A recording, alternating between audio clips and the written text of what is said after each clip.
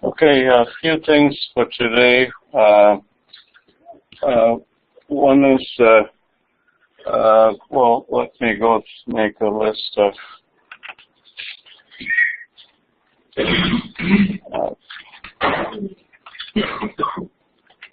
the project meetings. I will pass the sheet around. There are two groups that I decided I don't need to meet. That's group 15, Carter and Vince. I don't think we need to meet. And then group 7, that's Nick Higgins. Matt said he's not well today, so I don't think we need to meet either. You don't have questions. Well, group 5, Colton and Jacob, I thought I wouldn't have to meet you, but I checked your clock-in, and again, it's breaking, and supposedly it's been working for 2 weeks, supposedly. Every time I check, it's breaking, so I need to meet with you.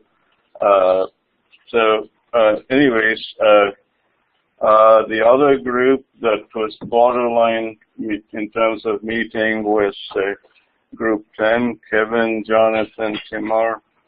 I scheduled 15 minutes to see, do you have questions, or do you think you're in good shape? You're fine? No, we're fine. You have questions. So I've scheduled 30 minutes for every meeting. Do you want 30 or keep it less for 15? Okay. The rest of the groups I've scheduled 30, well, I'm suggesting 30 minutes. I won't be from 1 to 1:30. I'll go for lunch, and then 3 to 6. I have orders from my wife and daughter that I need to get fitter, so I'm going to run. I don't care what happens to you or doesn't happen. For some time, I need to get away from all of you. So I'm going to the Arboretum. So 3 to 6, I'm not going to schedule meetings. I'll probably be more productive that way. And then there were two groups that asked for 6:30 to 7 to 7:30. So the accounting conference room is available from 1 o'clock onward. So try to fill up the space, and then if you're not able to fill up anything before, then go beyond 7:30. Since I'll be here until whenever it gets done. And for those of you who want to meet individually, you have to wait until all the group meetings are set up and then find the empty slots in between if you want to meet for individual sessions. Okay, I'll pass this around. So I send this around and you can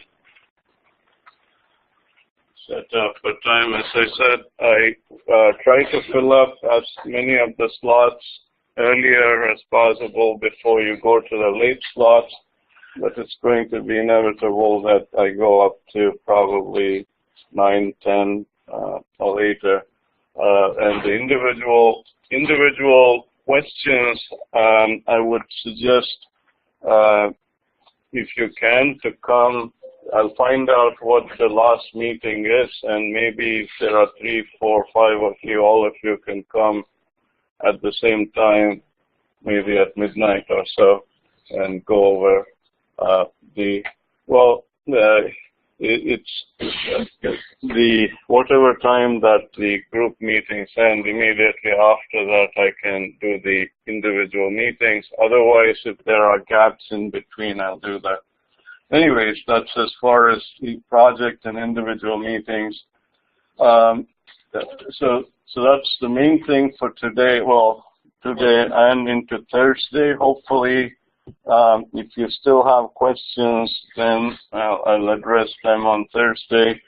There are some groups, I think, I should have kept the group numbers. Some groups I know are trying to push it to actual production, to actually get it used. I know that that's why I should hold on to that sheet for a minute before I speak in the analysis.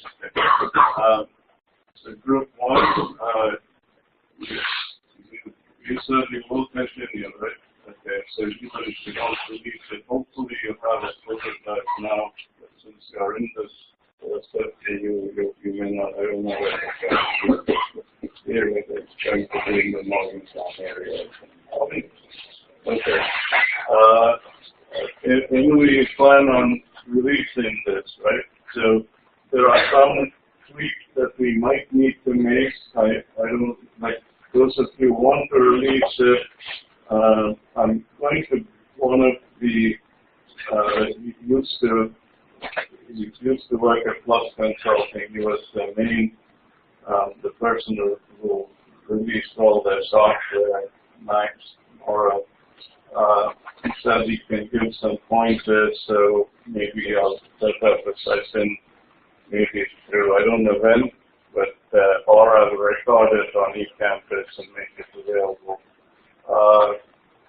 Okay, group 3, I don't know where it's going to go. You're doing a demo, but I don't think your project is in a situation where it can be released for them to use. Yes. After? Okay.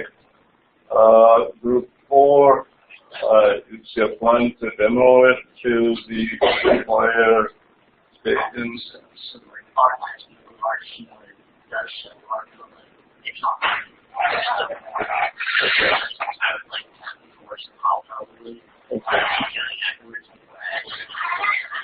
Okay. I'm trying to get a sense of how many groups you want to take it into production. Colton, Jacob, I don't know what you want to do with the project. Okay. But it's so very close scheduling that.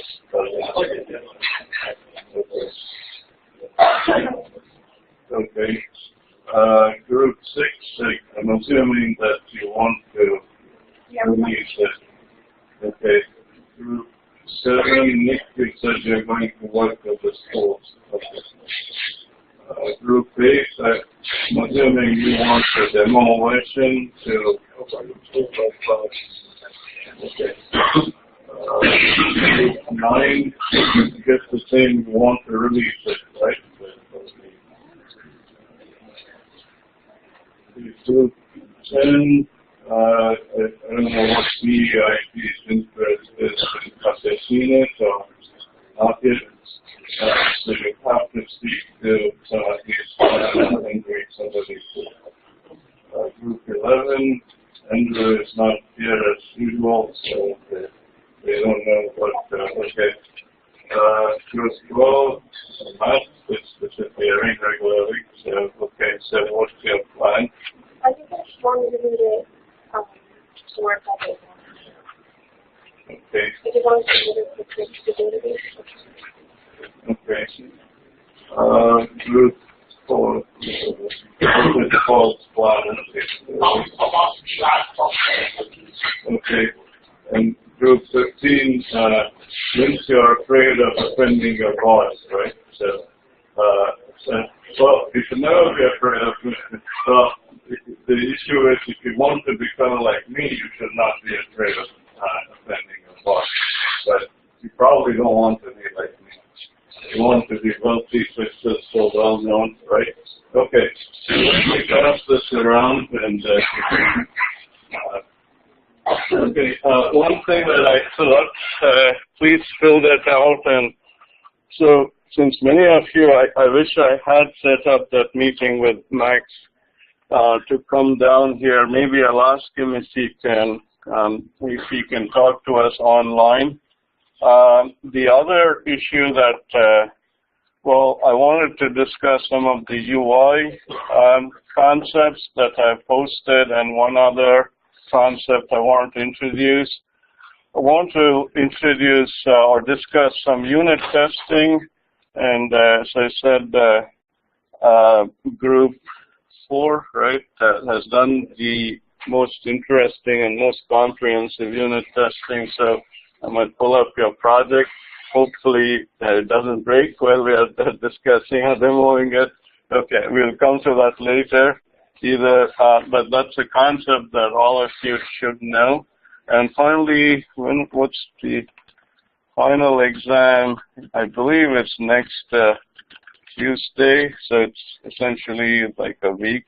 Next Tuesday, April 30, from 8 to, so it's 8.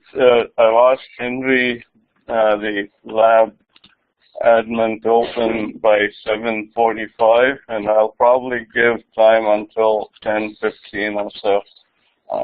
So that's next Tuesday.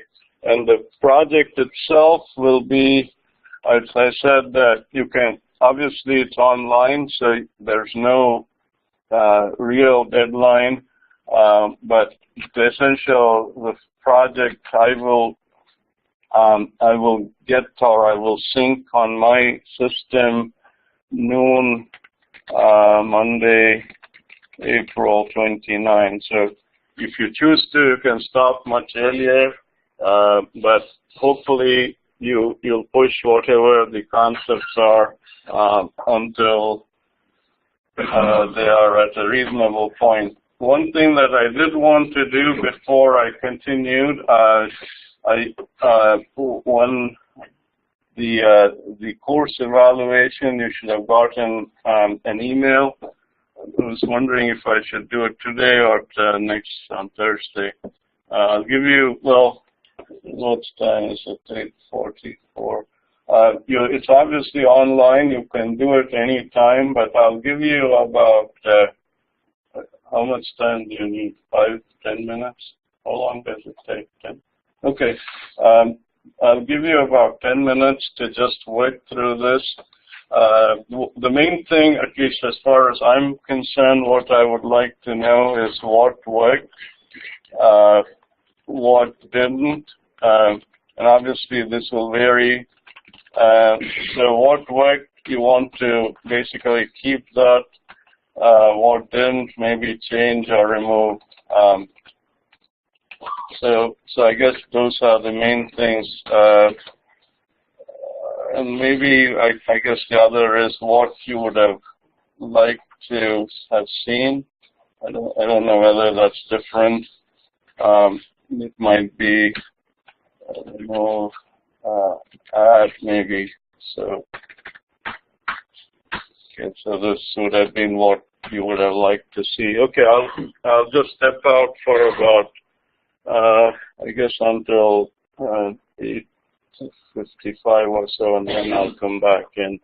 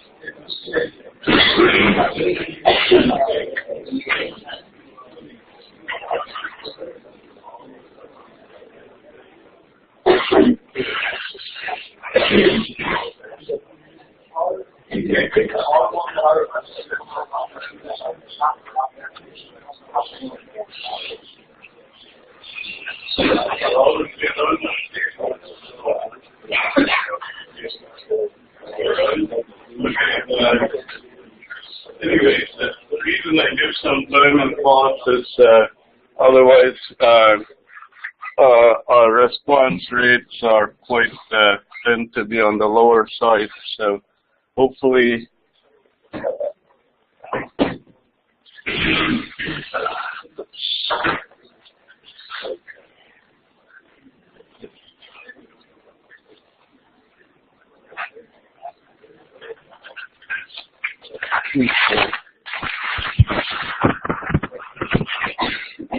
Recording or not? Should I stop?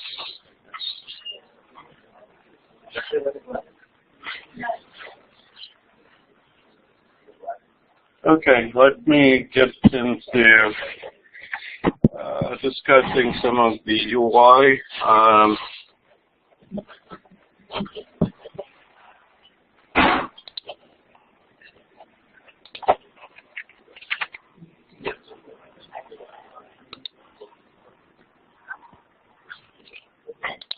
Also, I forgot to mention a couple of sort of related things. This is obviously the group project. The individual projects probably should.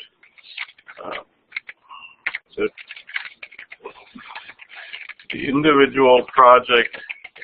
I know that a few of you.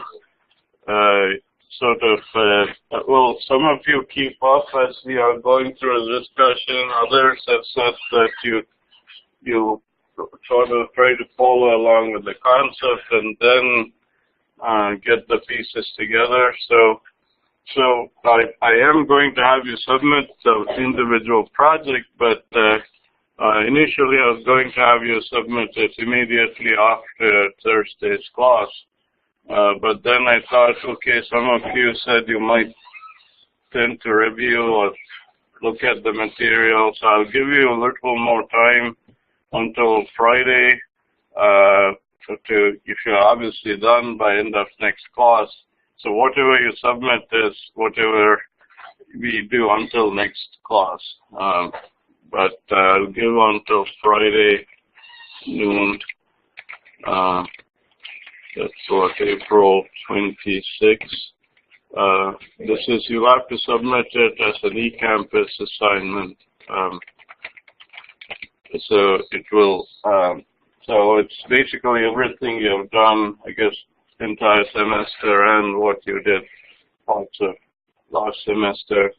And it, as far as the final exam,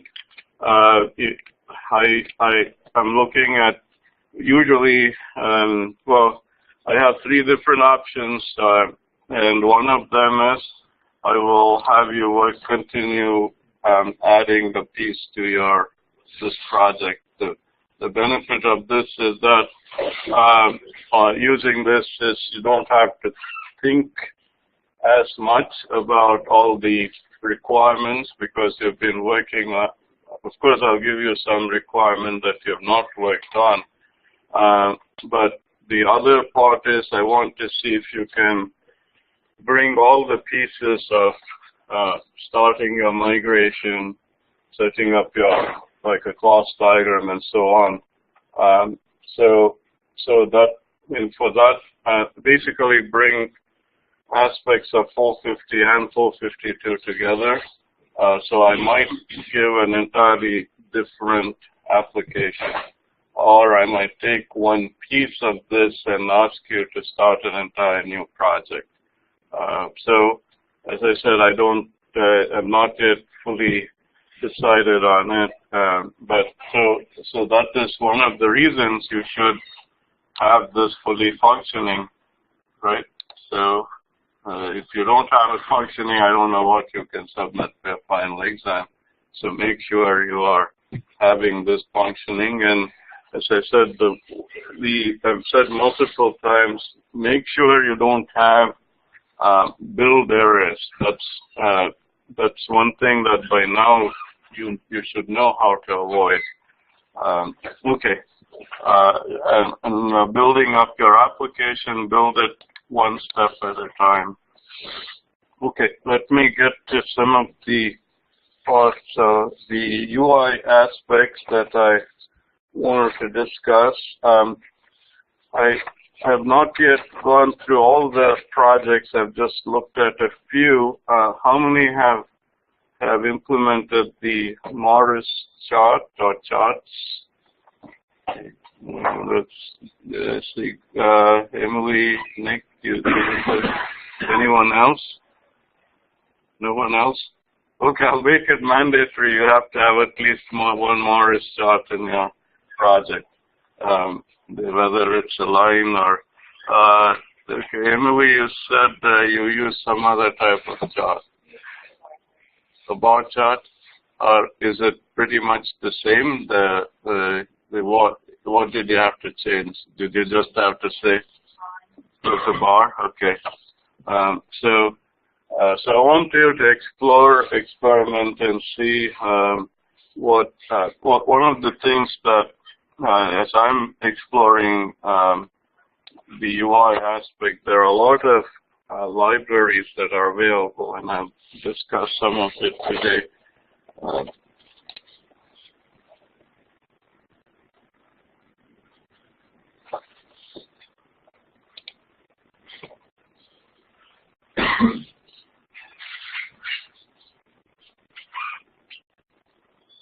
For the line graph that I had discussed in the recording,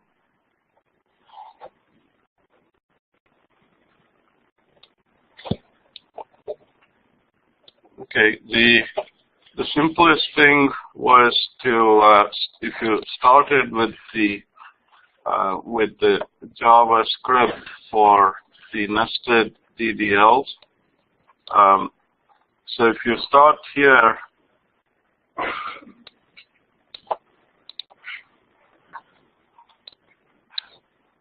the concept is very similar. The part so for the chart, if I were to save this something else, okay, so I'll just create another JavaScript.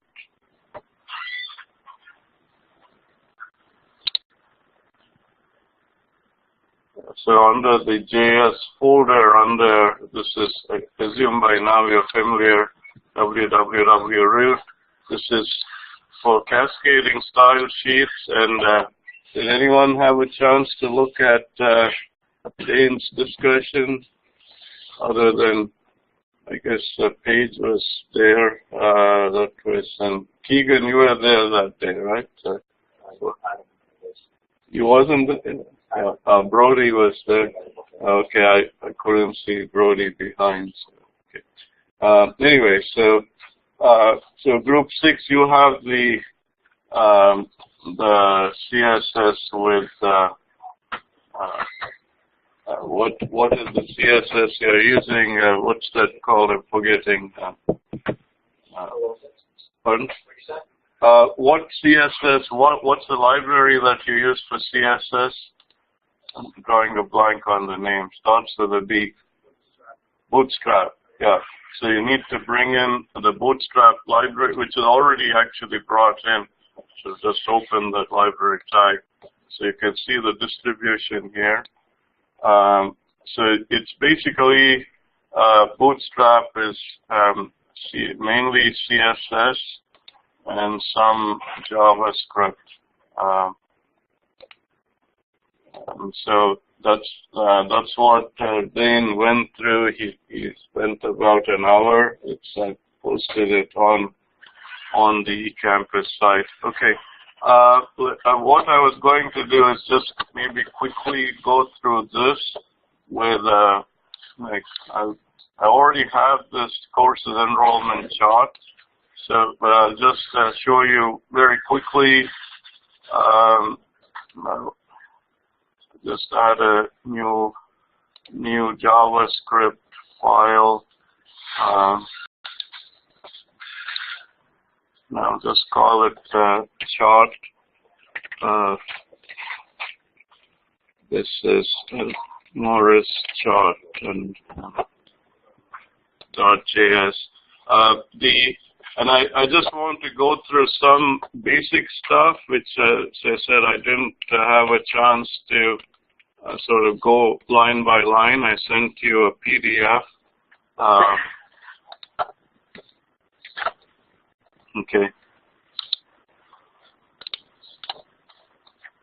Okay, so this is applying a function to our document, our HTML page.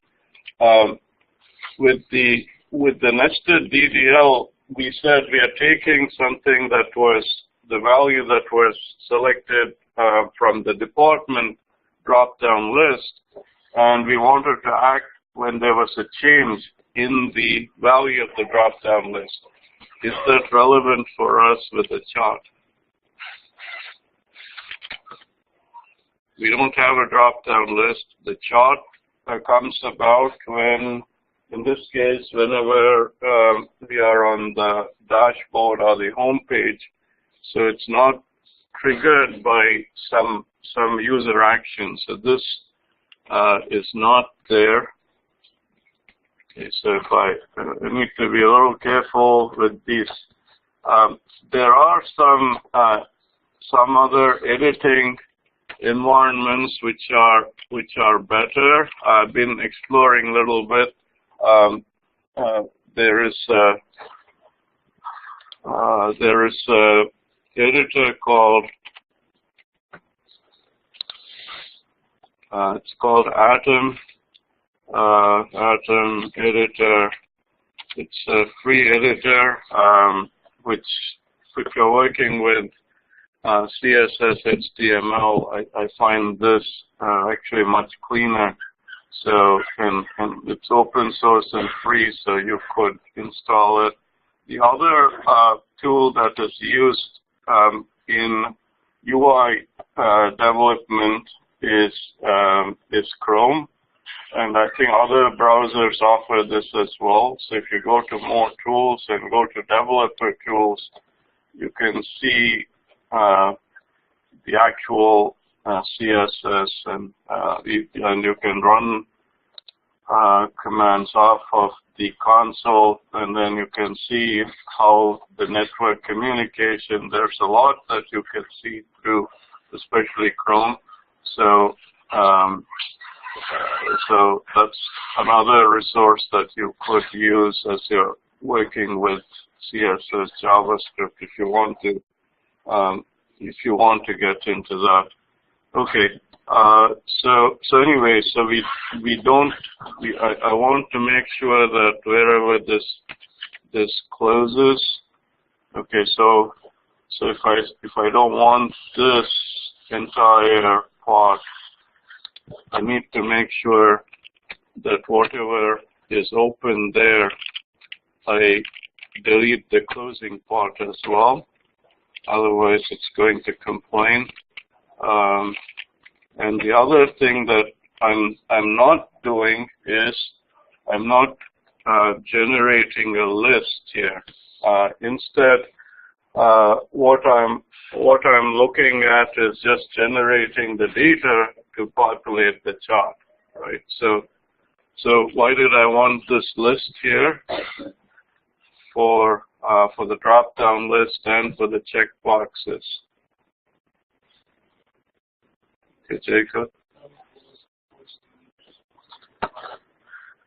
So I needed to populate another drop-down list. So I needed to bring each row of that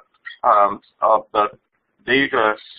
So that's why I needed a list, and here I don't need that list. So I'll remove that. AJAX is what allows you to have this asynchronous communication between your what do you want the communication to occur sort of without the user being aware of it. Basically what's happening, we are getting the courses from where? The courses are coming from, they're coming from the database, from the server, right? But are we moving out of that page? As far as the user is concerned, was the user aware that there was some interaction going on? It's happening behind the scenes, asynchronously, as far as the user is concerned. So, this is an example of why the asynchronous mode is helpful, because as far as the user experience is concerned, they feel as though there is no lag between whatever they are seeing. There's no change in the view. So those are the benefits of using asynchronous methods, and that's what AJAX enables. Okay, so the URL we have here is get courses. I changed it obviously, and I had you create or work on a method called what? What was the method that we used here?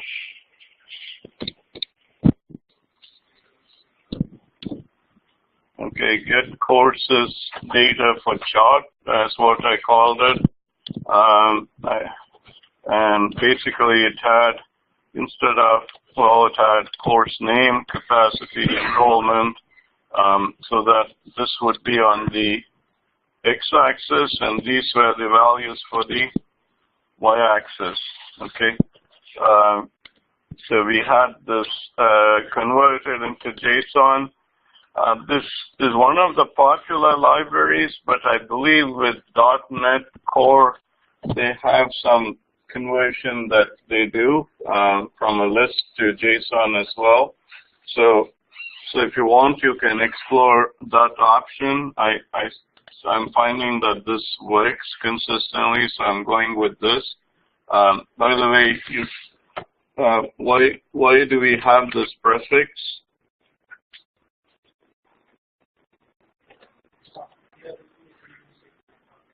Okay, if you have the using statement up here, so if I just took it out of here and made this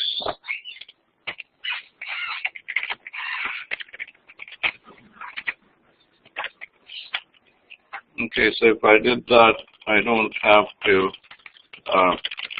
prefix this. Okay, so anytime you're referencing a library namespace, you can put it into the using. You don't want to have a long list of this dot, and so on.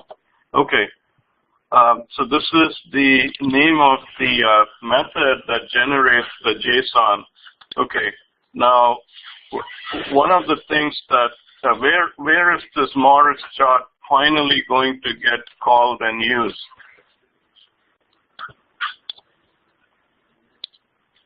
It's going to get displayed on the index, but where is it getting called? So I know how many of you watched the video. Well, your front page has to have the Morris chart on your, when I'm checking your application. Yeah, what's that? It's not on index.html. That's not where I call it. One? Okay, where is default? Okay, Carter, where do I? Okay, I want to display it on the index page of the home controller. So as Carter pointed out, you have to go to home. Well, at least Carter watched the video, or at least he knows the concept, whether he watched the video or not. So under that, it's under course summary, and it's this default.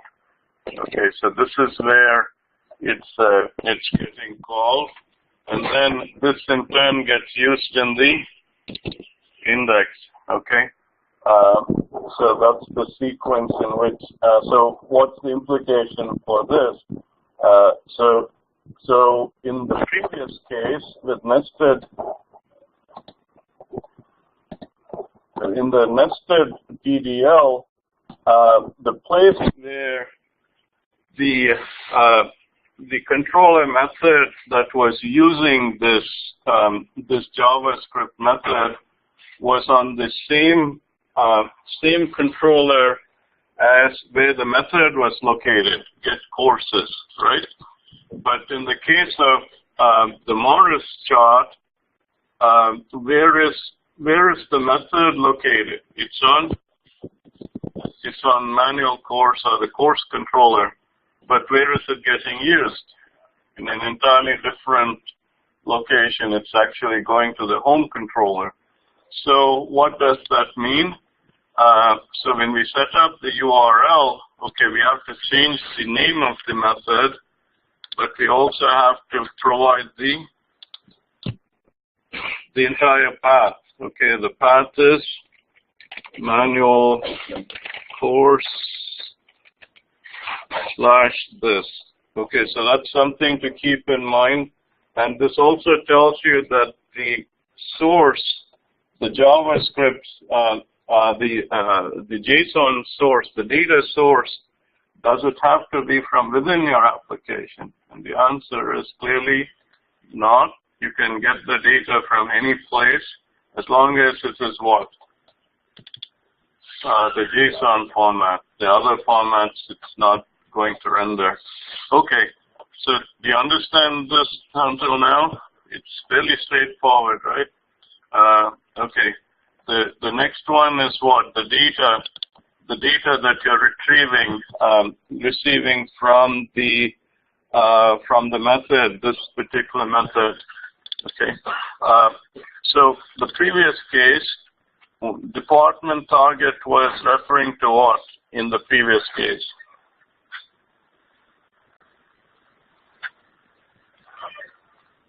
It was the drop-down list, right?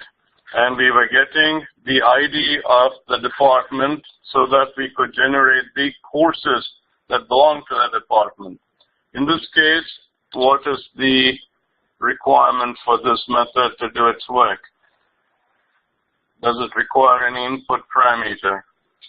The answer is no. If you don't need anything, then this entire the code within the curly braces is for the input parameter. So if there's no input parameter, you just provide empty curly braces. Okay. So if it's successful retrieving the data, what are we saying? We are going to pass the data to do something with it. In the previous case, we were generating the drop down of the courses, right? In this case, what are we doing? We are not generating a list, right? So if you're not generating a list, what do we do?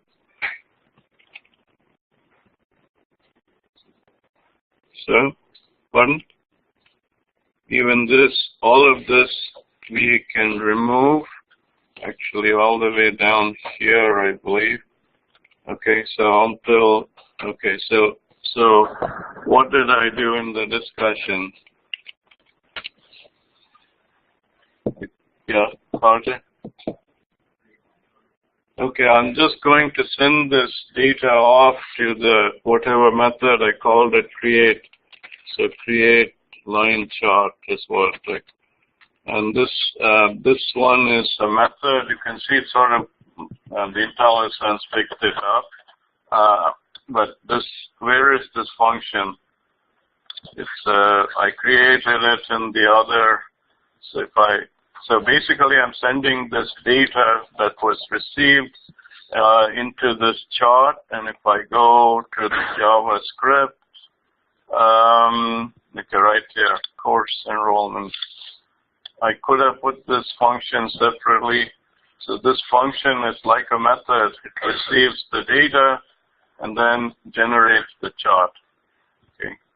And as Emily pointed out, it's actually quite, you can basically have, you have to, if you really want to make all of this sort of more universal, like if you don't want to keep creating charts for each of your, let's say you have 10 line charts and another, whatever other, 10 other bar charts and other stuff. So if you keep repeating a chart, you don't want, what are all the things that are getting very specific? One is obviously the data which we're sending in as a parameter. What else do we need to provide? We have to provide the keys, right? Keys and labels. So we could provide that as parameters and send the values in when you're calling it. So that way you can use one function or method and reuse it. Okay. Is there anything else to be pointed out? The only other thing is, how does the system know where to display the chart? How does it know? Like previously, remember that we were using the target. So what is the equivalent of target here? I see only Carter's hand up. Okay, then, as I said, this is a requirement for your individual project. That's the first thing I'm going to look at when I run the application that's going to show up on the front page. If I don't see a chart, I won't proceed because you didn't do the stuff. Okay, so I'm assuming only Carter has done it. So Carter, can you tell the rest of our class what connects?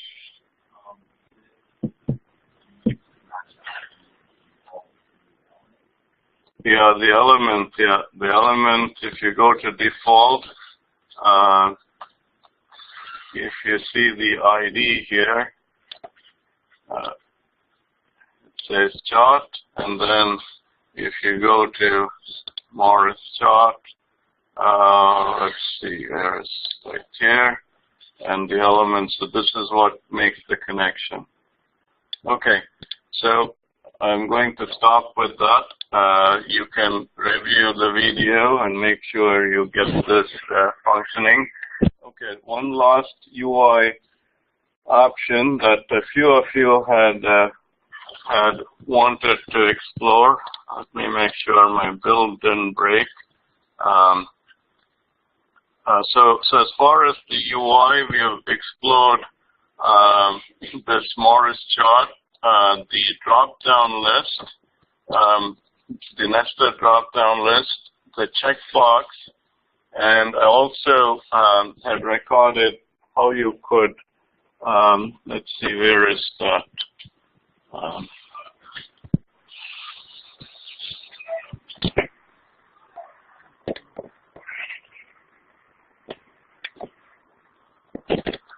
Okay, I discussed this.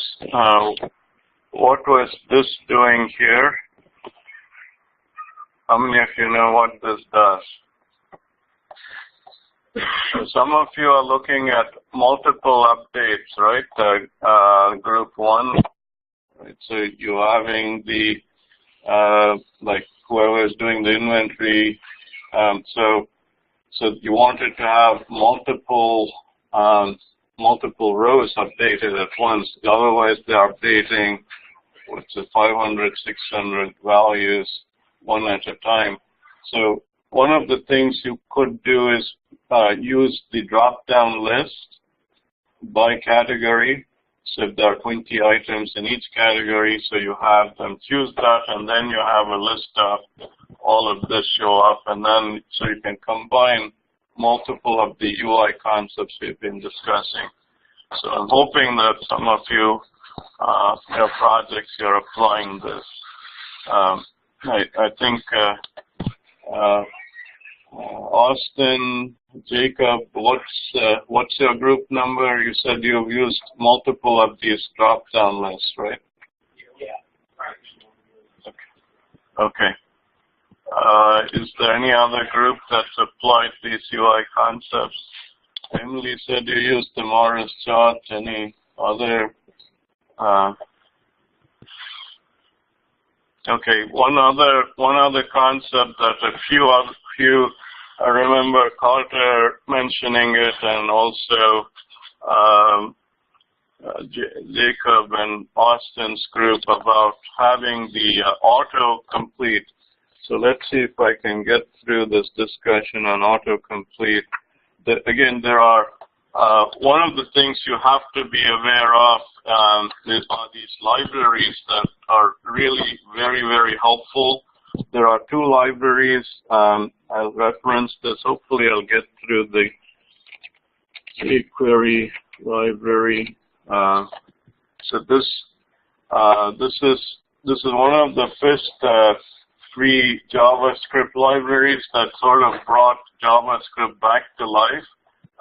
It was a sort of a dying language for some time, not being used much, but jQuery, I think sometime around 2006, started to be built up.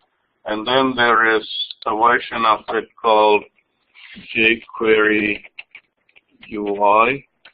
So that's another library. So these two, I wish I had been exploring this a little earlier, so I would have introduced you more to it. I'm actually starting to enjoy doing this. I thought I don't like UI, but once I start getting into jQuery and jQuery UI, it's making it much more. I think there are things you can do with it that used to be significantly harder. Okay, let's go about this process. We are going to set up a search.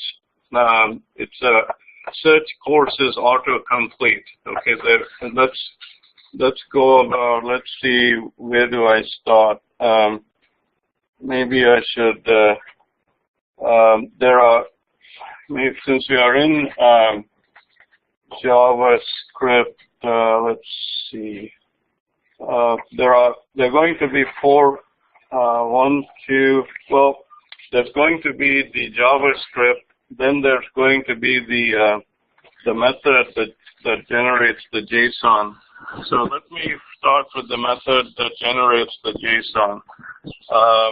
Let's go to manual courses. Okay, and I'm going to try to make this really fast. So this is going to be a method to generate JSON. So I'm going to try to copy paste some of this.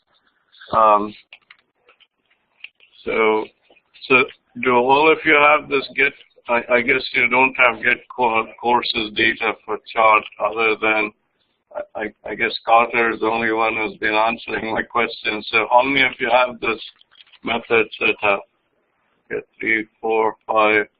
Okay. Let's see. How about get all core? There was another JSON that was set in manual department. Okay. Let's see. Okay, right here. I'll use this JSON, but I'll use this in my course.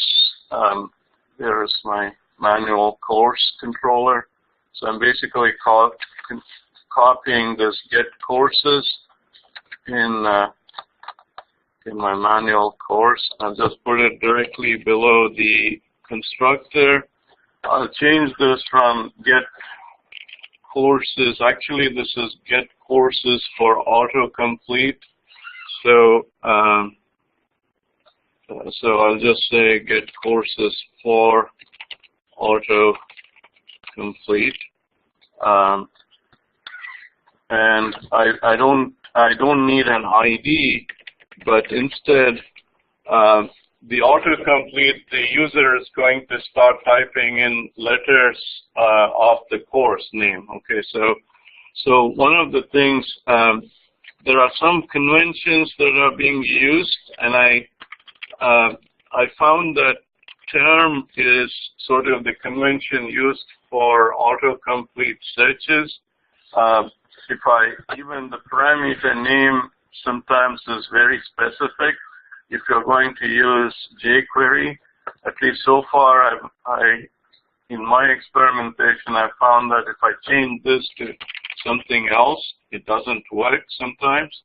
So there is a convention they are using for parameters. So for now, use this, okay? And then what we are trying to do is generate, so I don't need department ID. What I want in the where clause is instead, okay, so this is,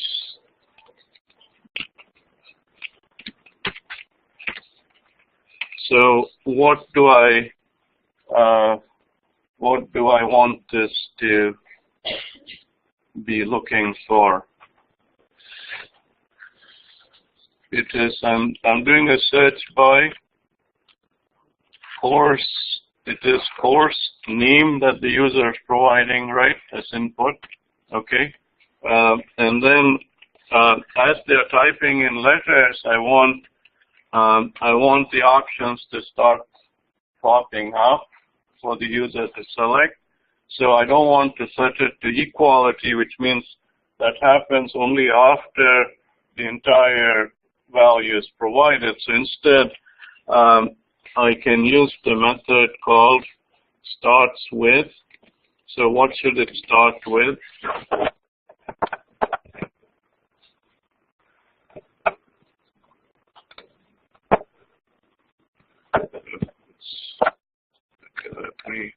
Okay, what's it starting with? Pardon? Okay, where does that come from? Okay, Timur?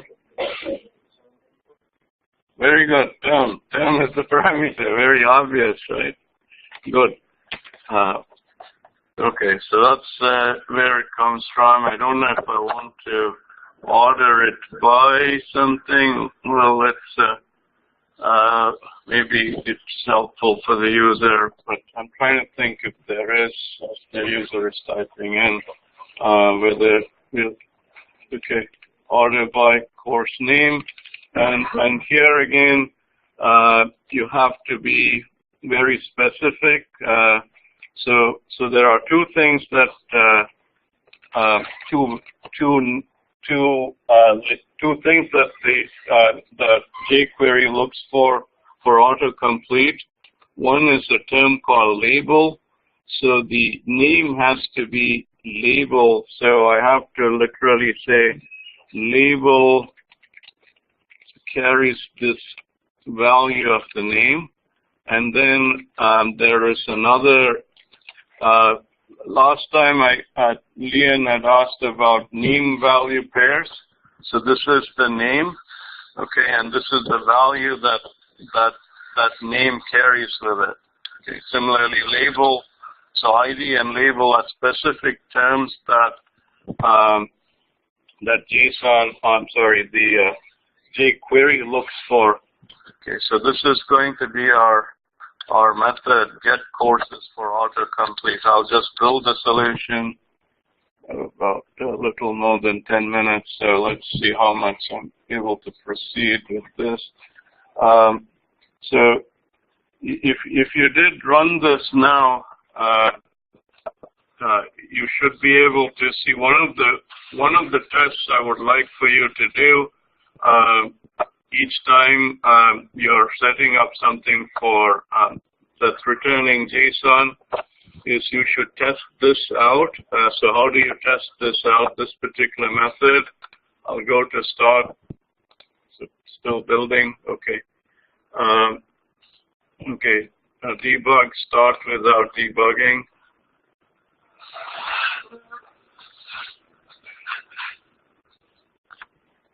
So how do you test this? How many of you know how to test it? Okay, we have to provide, so this is, go to this particular method, get courses for autocomplete. Not resolve this issue at all. Let's see, I don't know why they have this.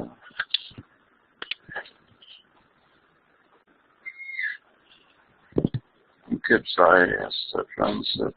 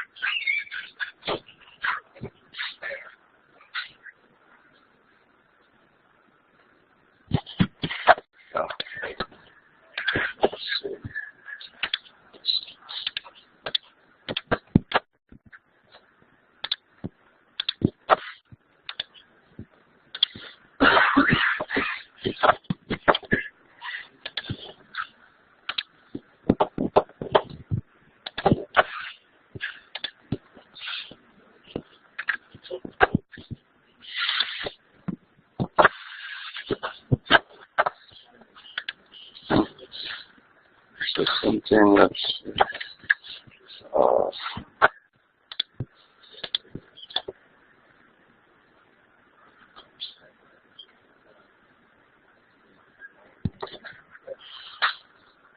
where is this?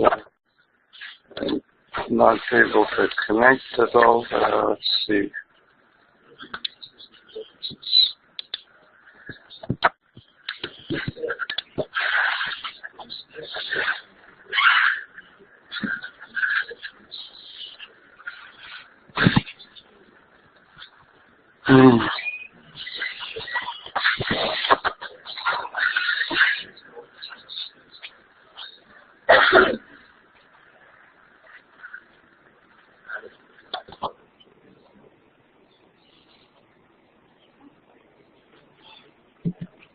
Okay. Okay, this is the Morris chart that you should be seeing once you've built it. The other is I asked you to test whatever we have just done. It's going to be manual course, and what's the method name? Okay. So that's your rows.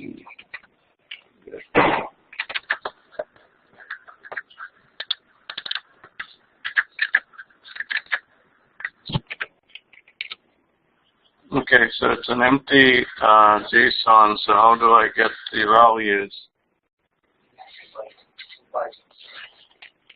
Okay, how do I provide the term? Yeah.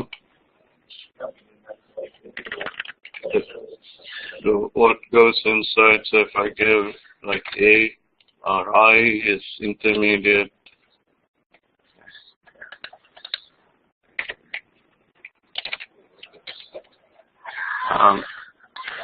One of the things that with if it's not an individual space, it's not a numeric value, you can use I found that using the question mark term equals, let's say, there is something A, advanced IT, and then if I use I, there is intermediate.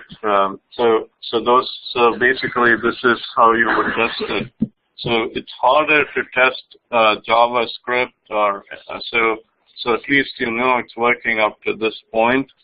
I have about 10 minutes left, so let me start the next piece. So after I have this method, I'm going to do this on one page on the.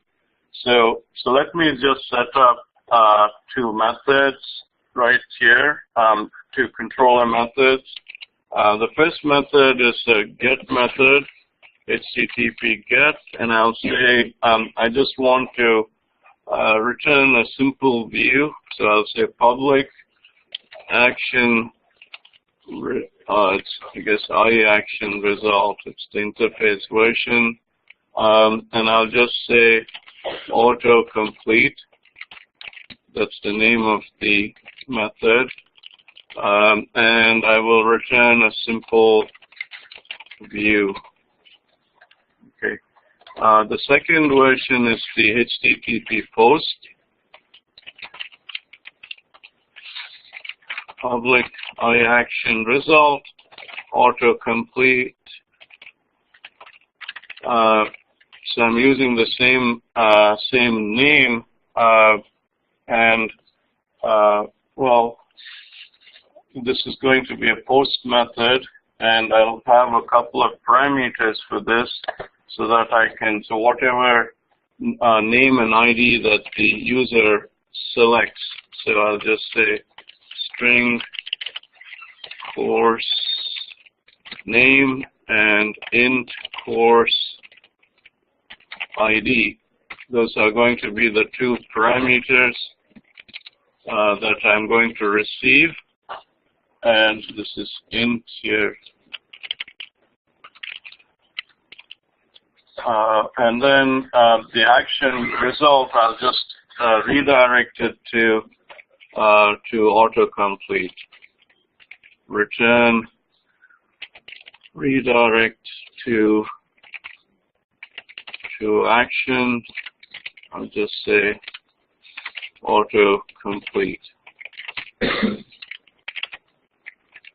Okay. Now inside of it, I'll just receive the values. So I'll just say int int course. I'll use lowercase. Just for checking, I'll use I'll basically use a breakpoint to check this string course name. Course name. Okay. So I have my string. This has to be uppercase C here. The reason I have uppercase C is I'm going to use the name of the model in the view. Okay, so I'm going to generate a view called autocomplete. Where should I put this? Since this method is in manual course, it goes into manual course directory, and I'll add new item. It's going to be a razor view, autocomplete.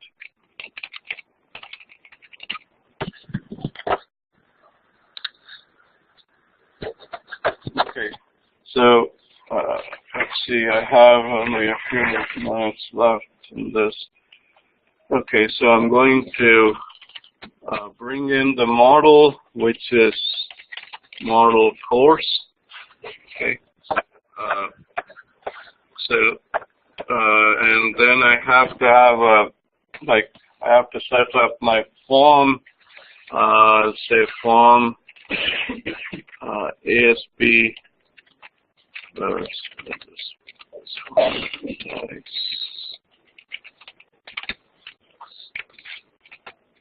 Okay, so what do I want to have in my form? ASP dash action. Where does it go? So it's going to go to right here. This is manual department. I want manual course. It's going to go to autocomplete this post method. Okay. So autocomplete, and then it's going. We have to say method.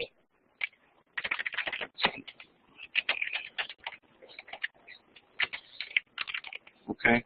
So that's going to be our form, and inside the form we have to set up our label and so on. But okay, let's see. I'm almost out of time. And then below that is where I'm going to set up my JavaScript. I'll do that. What you need here is basically you need to set up your course name and course ID. but the JavaScript comes below, and here, and I'll just start this off so I can show it to you. This is going to be the script section. So script type equals, and we have to bring in the libraries, jQuery and jQuery UI, but the part that is really most helpful for us is, so we always start off with document.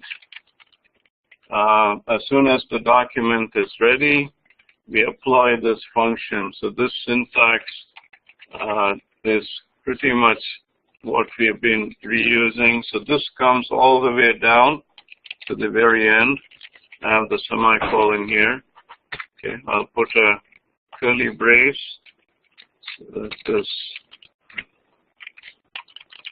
Okay, so the part that I wanted to quickly discuss here is, so we'll take an object from here. We'll call that course name. So I'm going to use the single quotes pound course name. Okay, so we are going to apply the what function on this? The autocomplete, and this is going to come from two of the libraries. It's not showing up now, but we are going to go through that, and that it requires something very specific. One of that is the source, and what is the source for this? The source comes from, what's the name of the method? Get courses for autocomplete. So this is pretty much what you need to put here. It has to be within quotes. Now, if the controllers were different, what should you do? If the controller where it's being used and from where it was created were different, what would you have to do in addition? So this is where whatever we were testing, hopefully this is understandable, that you have to prefix it with this manual course. You understand that? Yes? No? Okay, because with this has to come before you access the method and the view itself, because you're going through the controller. Okay. So these are the things that we will, let's see, I need to close the, it's complaining because I need something here, which is like a autocomplete. This, one of the things I find hard to do with JavaScript is where is the opening and close. So autocomplete, I have another set of curly braces here. So this opens here and it closes here, and then I have a semicolon here.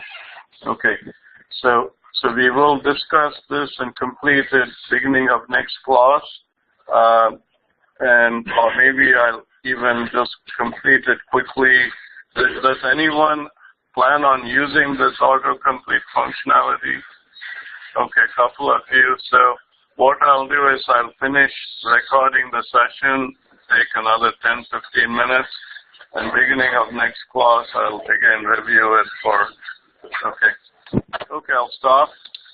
I'll see you. Please give me that sheet so that I can know when I'm meeting. I have a question. So, yeah, there were some students who wanted to meet individually. Did you make a note of this or no? Okay, the last meeting is 8:30 to 9. So probably if you are wanting, let me know if you want to meet after 9 o'clock.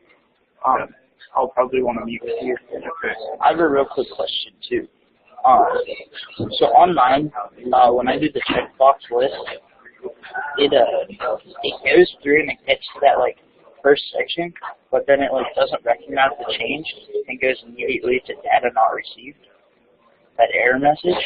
Do you have any idea why it was doing that? Well, I'll have to look at the code to see if it's so it's not populating the checkbox, and it's just so it shows me all three options. okay. So when I click one, it doesn't like.